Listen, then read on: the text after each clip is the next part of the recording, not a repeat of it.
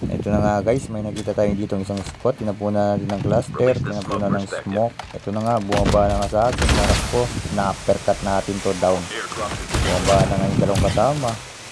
So, nagwawantapan kami dito kaso walang tumatama. Basak na ako. Kailangan ko mag-out at mag-heal.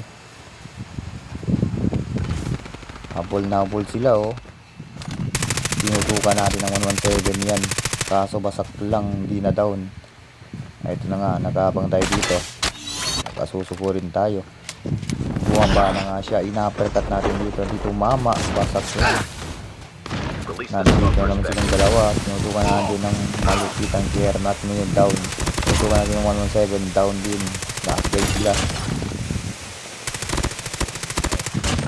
Pinanis lang yung tatlo man.